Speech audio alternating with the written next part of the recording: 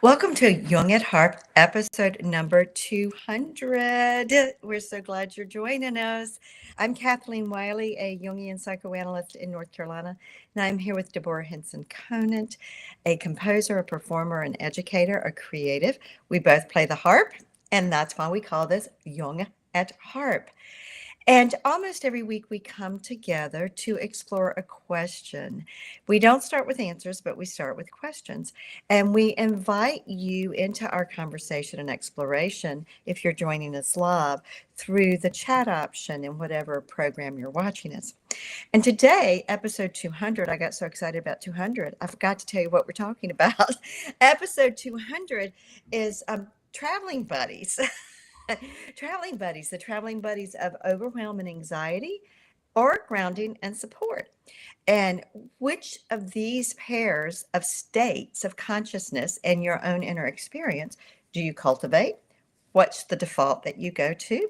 How do you respond when you find yourself in anxiety and overwhelm? Are you able to access the grounding and support of your own being in your body mind?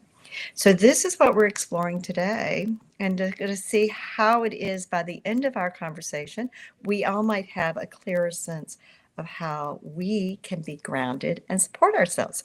And I'm showing you my bias about which pair of buddies I prefer. Well, and it's funny that you should say that, because when you say which ones do you cultivate, and I'm like, well, I'd like to think that I cultivate grounding and support, but I think I cultivate anxiety and the other one, and overwhelm. The other thing I'm really excited about this conversation is because as we were talking about it, and you were saying the other traveling buddies are grounding and support, and I was like, well, I don't know about that support part. So I'm really curious to discover more in the conversation. And one of the reasons that I wanted to talk about this is that I'm experiencing, and I don't even like to say this because, like, in some circles, the word overwhelm, it's kind of like if you're an alcoholic and you said, I just had a drink. In some of the circles that I run, if you admit that you're in overwhelm, it's kind of like, well, whoa, you're not very together. Yet, for me right now, I've been really working hard for the last 10 years to get the certain three balls up in the air in my life, because I really feel that they fit together and that they can have an influence on each other. And that's performing, composing, publishing, and teaching, coaching. For me, there are these three sides of legacy and of being an artist at sort of the third stage of life, the imago stage, if you were. It's the after coming out of the chrysalis, where everything is working. And so they're all working. I mean, I have a show next week, and I've been doing a lot of radio and other interviews, and which is wonderful and fun, but it's just like, wow. And at the same time, we're promoting the first quarter of Hip Harp Academy, which is all about the strings of passion and creative resonance. So there's everything that goes along with that. And at the same time, we're working on publishing, and, I'm getting requests for, there's all the administration and stuff behind it. And so, I am kind of overwhelmed. And so I noticed that when I come to events, like I've been teaching something called vision music. And vision music is the opposite of all that overwhelm. I'm noticing that when I huff and puff and get to the workshop, I'll be just kind of talking, and then I'll say, and let me show you this. It's just, two motifs, and with this one. And the minute I start playing them, I can feel, and everyone else can feel and hear, the shift in how I am, my state of being. And then when I start showing,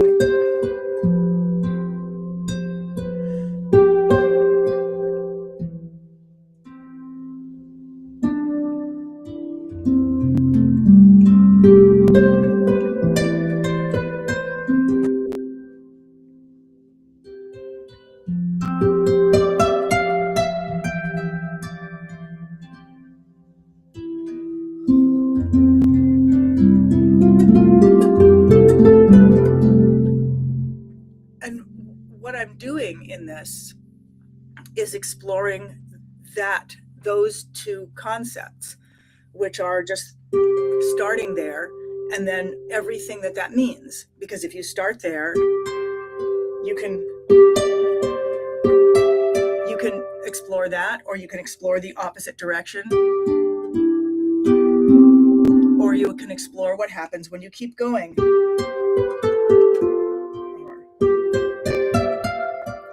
So you never have to, there's only two things to know, and it's basically that.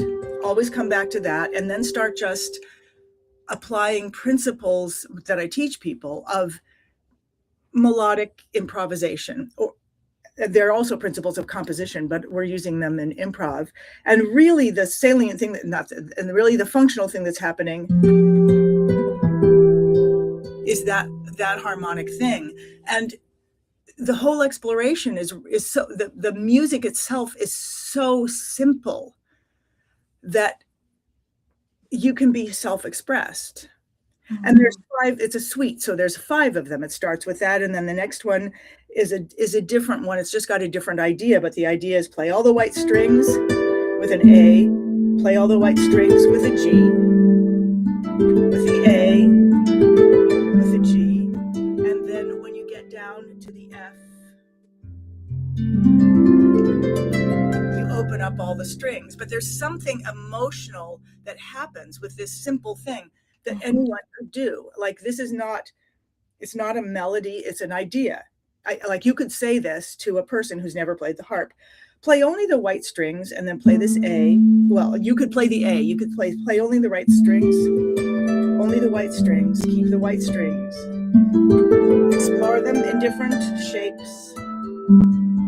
Keep going. Now you can play all the strings. I mean, like, it's a construct. It's a creative construct that allows, I don't know how to describe it. These are things I discovered as a little kid. Like, oh, this feels like this. But the point is that there's 5 of these, and they all fit together. They each have a different feeling, and they're all super simple, and then they end with something that's like,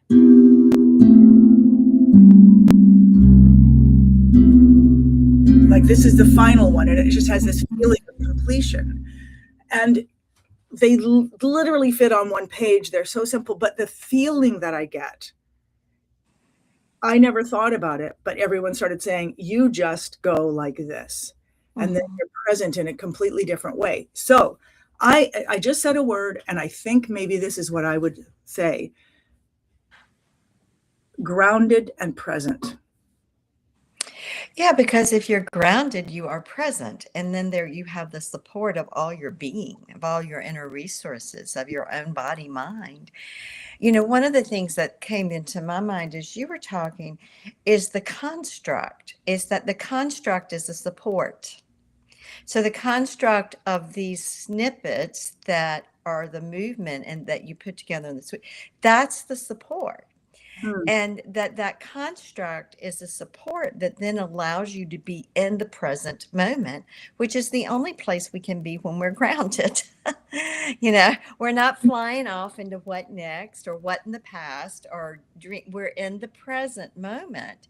And so we could have, you know, just as easily said present and supported if we wanted, because there is a qualitative feeling tone to being present, to being grounded. And your people in the Hip Harp Academy feel that when you show up on a call all frantic and then you ground. Right. You go to the construct, the support, to get out of any overwhelm and anxiety. And so for me, in a way, these pairs of opposites are actually the 2 ends of the same spectrum of an energy system. On this end of the spectrum is the overwhelm and anxiety, and on this end is the grounded and present. And so then if we utilize the alchemical principle, which is also an embodiment principle of the law of polarity, then when we're over here in overwhelm and anxiety, the question to ask ourselves is, okay, so what is it that will support me to getting grounded and just being in this moment?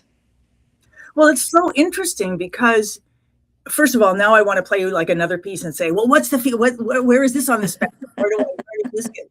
But as you were talking, I was thinking framework, and I was thinking that a lot of the anxiety that I have these days is that I'm, getting a lot of questions for interviews, or there's something that I'm way behind on, just that I don't even want to put the word. It's a description of a piece that I'm going to do, unless they kick me out of the World Harp Congress, where I'm presenting this a really, for me, very exciting piece about, it's called My Life with Jean-Jacques Rousseau. And it's all about how one little piece of music expanded and expanded throughout my life and became sort of the lightning rod or whatever it is that spawned so much stuff. But writing the description of what it's going to be, since once again, I seem to be creating some form of art that has no obvious, it's not like this, that I don't know what it is. So I realize that as I'm going from thing to thing, I'm often lacking a framework. It's like when someone says, play something amazing. Mm-hmm. But if you have something to go to, and this is really interesting. I'm just thinking about this because, there's so many things that are flipping around in my head. So I'll just go to them and just stop me. Like one of the things that I teach people when they come to Hip Harp Academy or when I'm coaching them about is to have a way to connect with people the very first time you play for them, when you sit down to play for people, that does not put you in that situation of being judged. And you do it. And it's interesting because we were just talking before that I have all these interview questions that are asking me things that I just think are not that interesting. And how do I shift them around to what's like really going on in my life? But you can do that with music as well. So that instead of sitting down and playing something amazing, you can sit down and say, you can make it very simple. I started the harp as an adult. I decided that I wanted to do something I'd never done before, that I had no idea how to do. And so that instead of launching into, hey, let me try to pretend that I know how to play, you tell the story of where you actually are. And that story is always so much more compelling than trying to pretend like you're on America's Got Talent or something and that you have to prove it. So you can always shift it around to where you're actually creating a human connection rather than a binary, good or bad. Is this good or bad? So why am I talking about all this? Well, I don't know exactly, but what I'll offer is that one of the things that Jung says is that once we withdraw all of our unconscious projections onto other people, and we use people kind of in service of our own psyche, that once all of that's withdrawn and we're really able to show up present in who we are and see the other as who they are, that what we are left with is the kinship libido, which is the need for human connection. So what I want to say to you about your description of this piece of music is right from the connection to your own human nature, and that will resonate and speak to other people's humanness. It's that place of human connection that really matters. So that's where I went. And human connection starts with being present to ourselves.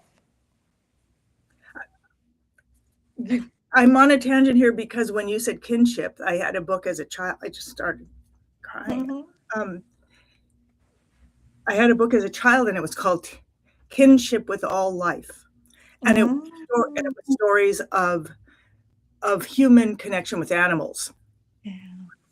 Starting with a dog and then even a fly and worms. And it was just this really... It was just a beautiful book. So what I'm hearing is overwhelm and anxiety, grounding and connection. Yeah. So when I play this, all the different movements from the Vision Suite, or when I teach it, that's a certain kind of feeling. and you were talking about felt sense, and you were saying like anxiety and overwhelm is over here. It's like a spectrum, and over here is this connection and kinship and support. And I would put the word framework, having a, we talk about container. So I'm just curious. It made me realize that every piece that I play probably has some kind of resonance to something on that spectrum, or Yes. and it may have several different ones. And I just realized also that the first piece I always play, and I love to go to it because it's a piece of exploration, has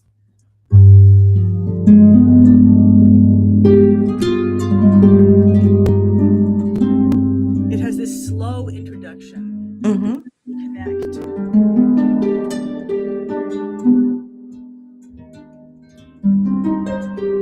So it's got this kind of vision music aspect to it. And then I get to kind of connect with the structure of classical. And then it goes into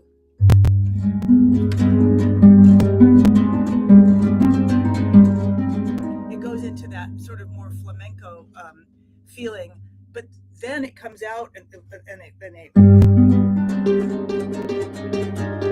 then it comes to the actual melody.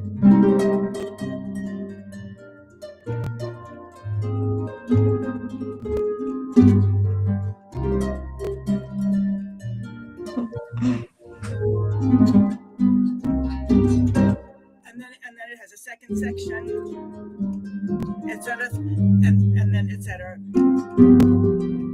That ends. The melody ends, and then the improv starts. The first improv. It's got all these different parts, and the first improv. This is what I want to ask you: what is the felt sense of this?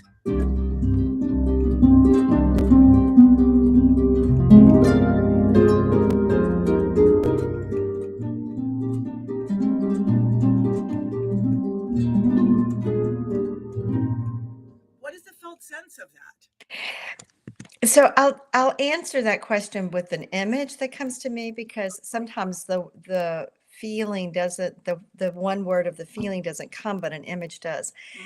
For me, I immediately felt myself around a campfire with Latin dancers and a party celebration. It was a celebration. So I immediately began to feel this sense of community and celebration and joy and playfulness. That's where I went. And I think, I don't know if that's where other people went, or if that's what you intend I don't with know. it. I mean, part of the issue is that I love this piece and I love the feelings, but even as you're just talking right now, I'm like, oh, that's how to get into this piece. That's how to connect with it, is that it's a party. It's an invitation. It's an invitation. Yeah. And, it's kind of like parties tend to start out a little slow as people are arriving, putting their stuff down, getting set up. But you need that time to kind of acclimate. It's very different to get to a party at the beginning than coming into the party halfway through, when everybody else is already in that much more ecstatic, celebratory state. And so that's what it felt like to me. Okay, so that's really great, because that's just a new way to explore it and to get to bring in the idea of character. I'm also teaching the 7 strings of passion, and the first string is impulse. The second string is structure. We talked about framework. And then, so when I have an impulse and I have a structure, now I'm grounded. I've got a thing that I'm doing, whether it's that, vision music, or whether it's this. I know where I'm going. It's like I'm going on my run. I don't get lost, and I get to explore each day. But the third string of passion is character. And character is how you get to do it. And then the fourth string is roles, which is doing it with others, or doing it, or splitting yourself into roles, so you can kind of have this thing anyway. But just the first 3. And now what I'm hearing you say, and I've heard this before, but I forget it, that when we talk about character, we're also talking about characters. We're also talking about characteristics. So when I was playing with a certain character, you saw the characters. Yeah, and it's not, and I saw the characters because of the felt sense, the experience in my body, the felt state in my body. This is one of the ways that psyche works, and is that whenever we have an emotional physiological sensation in our body, it's like almost immediately an image of that will emerge. And we talk about that as the image making function of psyche. So those two things are traveling buddies. So when you talk about characters, we can start with the image of the character, or we can start with the felt sense. For me, because I didn't have that idea of what Mm. story you were telling, my felt sense was of the celebration, that I could feel myself kind of dancing inside, and hearing the feet tapping along on the floor, on the ground. And that then gave me this image of this celebratory around the campfire Latin dance But music. So, then you gave me the story, and then the story gave me more of a way to ground in the piece. because it resonated for you, you felt a resonance, a simpatico with it. It's like that felt, a simple way of saying it, that felt right to you. This is one of the power of story. When we share our story, our own felt experience um, will resonate with someone else too, because of the human experience. Because we all know what it feels like to be at a celebratory dance or party. Yeah, well, we can at least imagine it. Yes, yes, no. My mind is going in so many ways. I mean, I want to follow up the story, this idea about story. I'm imagining how fun it would be to play a piece of music and hear, because you said because the story resonated with me, and I thought I believe, but I could be wrong about myself, that any story that I was given would expand my understanding of that or my feeling of it. And then I want to come back to our subject, the travel Mhm. stories and how they relate to each other. But I want to bring Victoria into this conversation. Mhm. Victoria says, compelling story stood out for me. Kinship Mhm. of human connection also stood out for me. Mhm. Yeah. Wondering if we are more connected with ourselves or each other when we believe we are telling a Mhm. story. And that belief could come from being in, wait, oh, okay, I'll read the rest of what she's saying. And that belief could come from being in character or the felt sense of that character. And she puts a question mark at the end. So she's asking, compelling story, kinship of human connection. So what part of what I'm hearing and what Victoria is saying is, well, I'm hearing it like, oh, every time I play a piece of music, does it have a compelling story? Does it, for me, or am I playing it in such a way that it could? And do we get to experience kinship with human connection? Now she's asking, wondering if we're more connected with ourselves or each other when we believe we are telling a compelling story. I hand that over to you, Kathleen.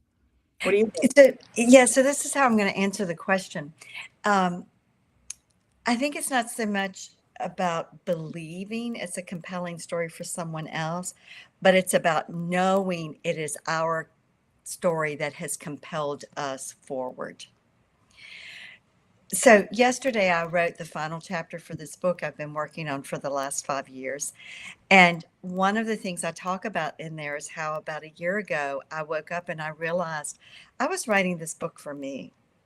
That all of my attempts to write this book to satisfy this group of people or that group of people or this person, it wasn't about that. It was about, I'm writing this story for me, for the me that was the kid who was the seeker, or the young woman who needed guidance, or, the 30 something divorcee, whatever. When I got that, I realized what I've written here is the stories and the principles that have compelled me to become more of who I am. Once we know that, then we share a powerful story. because it has no agenda to try and get anyone else to feel or see anything else. Whether my story compels someone else or not at this point doesn't matter to me, because I am sharing my experience and what compelled me. And I know deep in my heart and trust, and there will be people that resonates with, and there will be people it doesn't resonate with.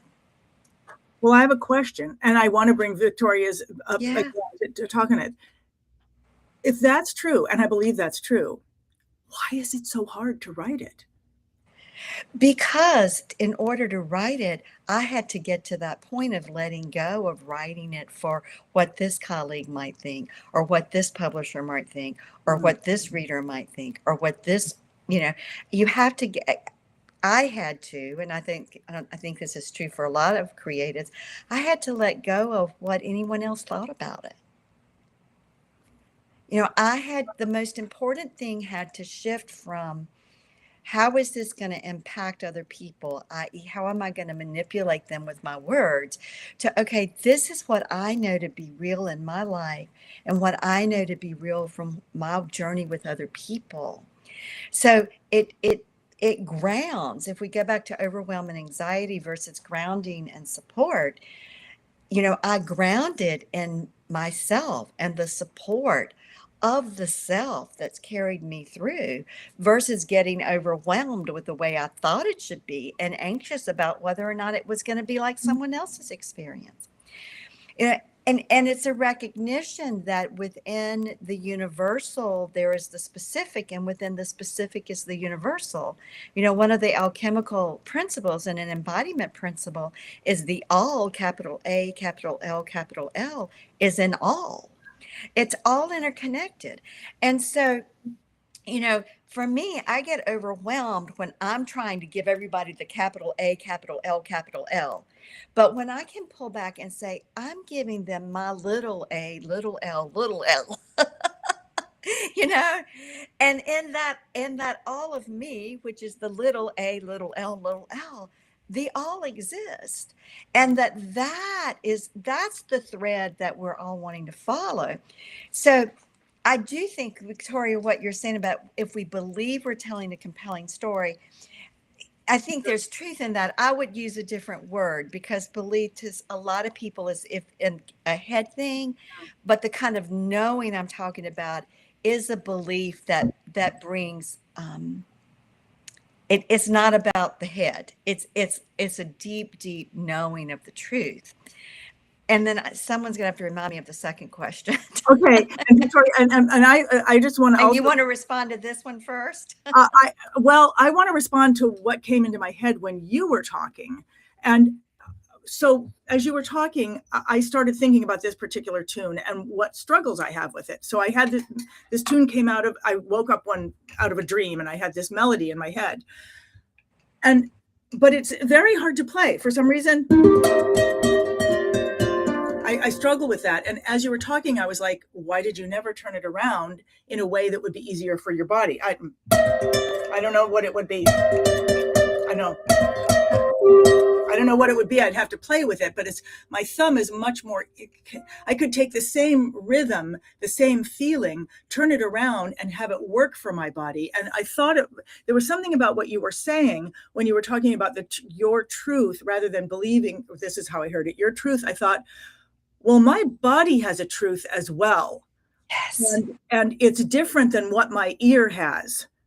And if I try to make my ear rule my hands, I'm going to be forcing my hands to do things that maybe my voice were better to do, or whatever, who knows. But I'm just curious now to take the piece apart, rebuild it for my body. What would it be like?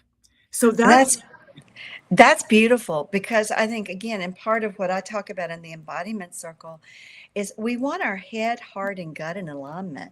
You want your ears and your hands and your own felt gut experience of it aligned. You want, but I want my hands to be the guide of what they're doing. I want the gestures to come out of my heart and my soul. mm-hmm. I don't want to force my hands to play a melody that's difficult for them to play. I'm not a classical concert. I'm not someone who is playing other people's music. So there's no reason for me to make my hands do something. Right. After, I've been playing this piece for probably 15, 20, I don't know how many years. I've always struggled with that melody. And it's never occurred to me until just this conversation to shift. And as I'm saying this out loud, I'm thinking overwhelm and anxiety. It's never occurred to me in my head, like, this is what has to happen for this to happen. It's never occurred to me to shift around and say, hello, it's your body that's doing this. What works for your body? So that's what was happening while I was listening and yet not listening, because as soon as I said I got that, I was like, whoa, I don't know what world I was in. So meanwhile, Victoria has come up with a new, so let's bring up her next. Oh, I like that. She says, we believe that our story compels us forward. We believe, and I'm going to read it differently. We believe, and our story compels us forward. And I can see how imposter syndrome can get in the way of that, because we let other people's judgment sway that belief. Right. And what I think when I heard Kathleen say that, I was thinking two people in my body. One is my body and one is two musical parts. There's my voice and my ear. And my ear is trying to, anyway, but it's not any, stop me, Kathleen, take it over. Well, but I think what you're clarifying what has the greatest value, and where is it that you're going to be most authentically you and able to be present and support yourself. And if your hands are struggling, then it's going to be difficult to be completely present, because it's going to fuel anxiety about, can I get it right, this or that? So why not come in and support yourself? Give your ear the rhythm it wants, and your hands a progression, a shape, a movement that fits. As you're saying that, I'm thinking, when I write for symphony orchestra, I'll write something, but each instrument has what works for it. So like I'll write a bassoon part, but then I'll have a bassoonist come in and I'll say, look at this. This is what I'm trying to do. What makes it bassoonistic, and what makes it not bassoonistic? And how do we turn it into something that's bassoonistic? And just so the person, once they know what I'm trying to do, they can be like, well, you can achieve this effect by doing this, and it's going to be much easier and much more fun for a bassoon player. But I never thought of doing that for myself. What's going to be easier for me? Yeah. So now we're to the traveling buddies of grounding and support. When you get grounded in your body, your gut, your heart, and what really matters, then you immediately had a sense of the support, a structure that would support you. Right. And I'm looking back at what Victoria is saying is imposter syndrome. By the fact that we think we're an imposter, we are not connected. There's two things. There's who we are and who we're trying to be. And I mean, I don't know how long it's going to take me to re-find, or whether I'll be able to do that by Friday when I play it, rediscover what works about that tune for my hands. But I just want to go back the way I'm seeing this. We believe, and our story compels us forward. Or maybe she's saying we believe that our story compels us forwards. Anyway, either way, it opens up really great stuff to think about. Well, I think, again, we can play with for just a minute. I think overwhelm and anxiety can come when our ego and our persona oriented to the outer world creates a story that we're then supposed to model ourselves after. Okay. And there's a lot of therapy and self-help modalities and coaching that operate saying that's the way to move. As a psychoanalyst and someone who's an advocate for embodiment, what I'm going to say is get quiet and find that thread of the self, your own essence, and how it's been moving and how it wants to move. And from that thread, following and seeing that thread, begin to tell your story. And that story, that thread, will move you forward with a lot less efforting. Yeah. Okay, I believe you. And so as a kid, the persona that spoke to me as the thing that works was Leonard Bernstein. And it was being a performer, maybe a charismatic performer, at the same time as being a composer of music theater, music that has story and dance in it, and being an educator. I saw him embody these three things. And that was my model. That's the way you become a person. That's the way you become an artist that is full. So that's how I've been living my life, and putting those things together. And, okay, and this part right now I'm performing this, but eventually it's going to be composed, so other people can perform it. And now I'm in the middle of that, all kind of, now it's all in place, and it's overwhelming. Put that in your pipe and smoke it. I'm finally being the authentic person I imagined, and it's overwhelming. Well, I'm not familiar with Leonard Bernstein's story intimately, so I do not. So let me just say, I don't know his story either. Yeah. I saw it that there were these three things. Yeah. So I really can't speak to that. But what I am going to say is there's some new research that shows that multitasking really is not a thing we can do.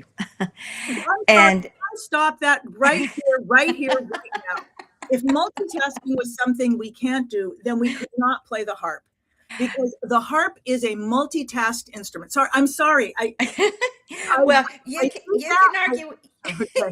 You can argue with the researchers. Yeah. The point that I want to bring in that I think is valid for us is that if I'm going to be with you doing this podcast and having this conversation, all I can do in this moment, if I'm going to thoroughly be present and grounded and supported, is do this thing.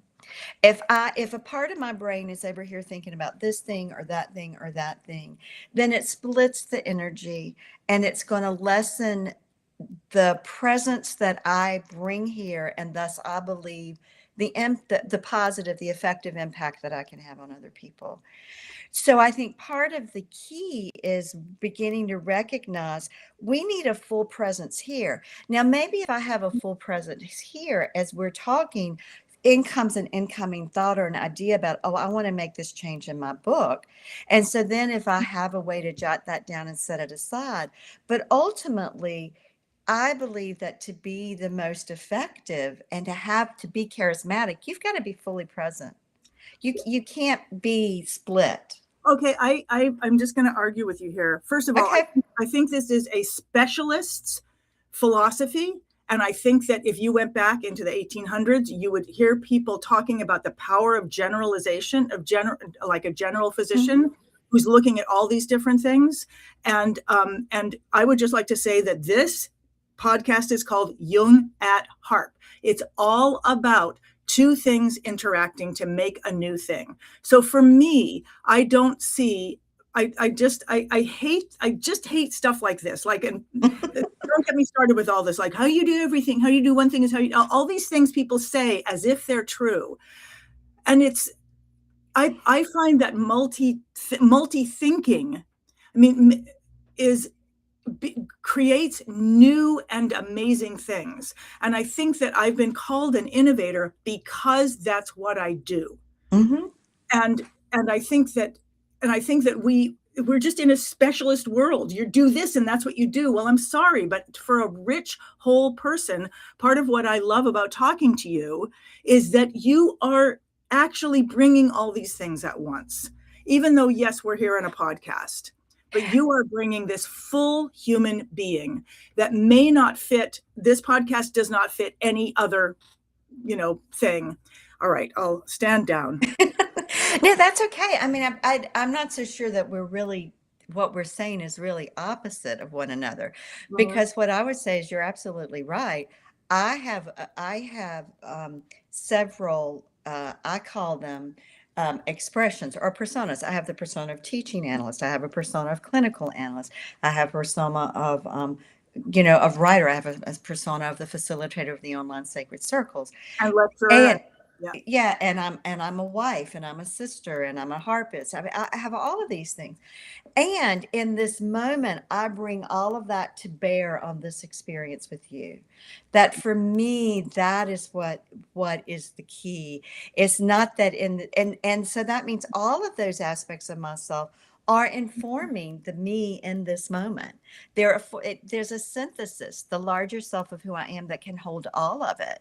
But I cannot cognitively, I may again reference things from each point, but it's all coming together in one. And you said it.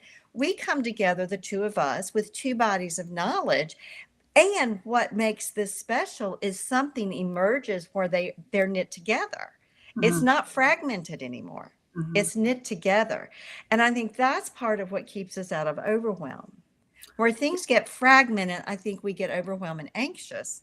And I'm aware of a time we're going to have to stop. Yeah, it's 10 Oh, o'clock. goodness. Okay, wow. Yeah. I wanted to talk about jazz and roles. And okay, Yeah. so let's just pull this up. This last Yeah.